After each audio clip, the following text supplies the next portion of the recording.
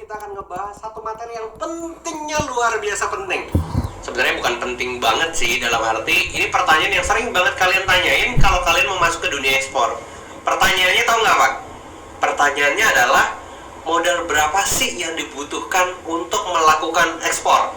Orang berpikir 100 juta, 200 juta, 500 juta, apa miliar-miliar? 1 miliaran, 2 miliaran.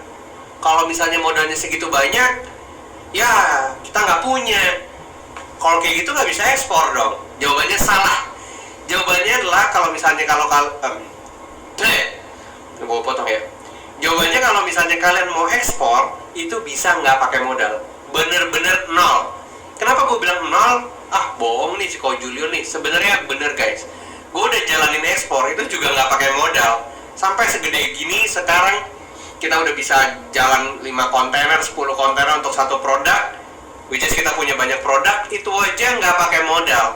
Sekarang nih ya, gue juga berusaha kalau ada kiriman tuh kalau bisa nggak pakai modal. Caranya gimana? Sebenarnya caranya gampang. Kalian harus paham dulu ada 2 konsep pembayaran yang di dunia ekspor itu sering pakai. Yang pertama adalah letter of credit, yang kedua adalah telegraphic transfer, atau lebih tepatnya bank transfer. Oke.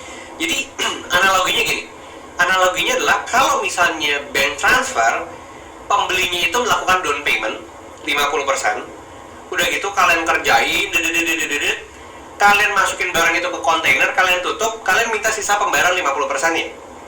Nah, kalau letter of credit, itu konsepnya kayak gini, si pembeli atau pembeli di luar negeri, mereka transfer sejumlah uang 100% nih, tapi ke bank, sama bank di hold dulu. Kalau bank di keep dulu, dijagain dulu. Kalian harus produksi pakai uang kalian sendiri dulu.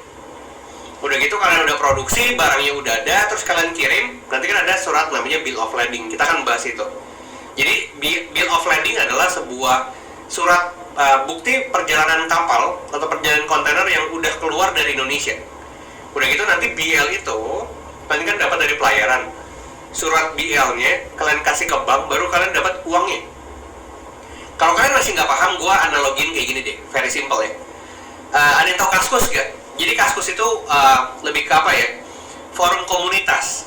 Kalau kalian pernah main Kaskus, ada namanya FJB. FJB adalah forum jual beli. Nah, forum jual beli ini itu transaksi antara 2 pihak doang, antara buyer dan seller, antara penjual dan pembeli.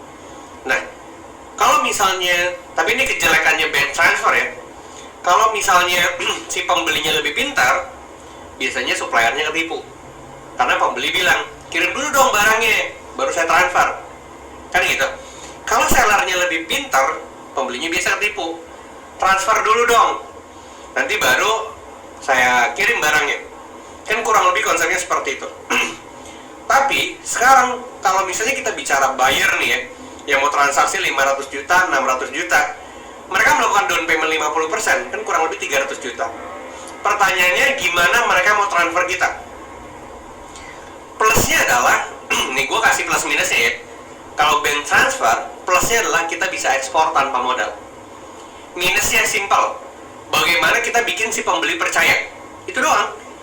Kalau misalnya kita dapat letter of credit, pembeli ya percaya aja. Jadi letter of credit itu konsepnya kayak Tokopedia deh. Kalau kalian beli barang di Tokopedia, kalian kan transfernya ke Tokopedia dulu. Sama Tokopedia dipegang uang kalian. Tokopedia bilang nih ke penjual, lo kirim dong ke si Julio tuh. Nanti kalau gue udah dapat barangnya, gue terima, yes, barang sudah saya terima, baru sih pembelinya dapat uang. Itu adalah konsep letter of credit. Nah, sekarang yang gue akan bicarakan di sini adalah bagaimana kita bisa meyakinkan si pembeli untuk melakukan down payment. It's very simple guys. Tapi memang komponennya banyak. Dari promosi, kalian bikin website, kalian punya legal company. Nah, legal company juga kan kalau bikin ada biaya. Nah, nanti gue akan kasih tips and trick bagaimana kalian ini bisa dapat legal tanpa harus keluar uang. Jadi benar-benar gue ngajarin gimana caranya kalian bisa ekspor tanpa modal.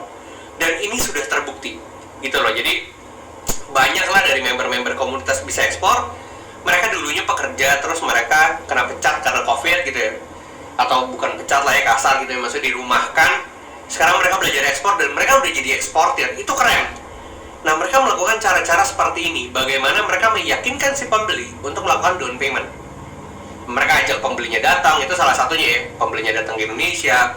Mereka melihat, ini loh gudangnya, oh ini loh barangnya. Kalau gue ya, zaman gue dulu, kalau pembelinya datang setiap malam pasti gue ajak makan bareng keluarga. Jadi kayak dijamu bener-bener, nih gue udah gak mungkin kabur nih.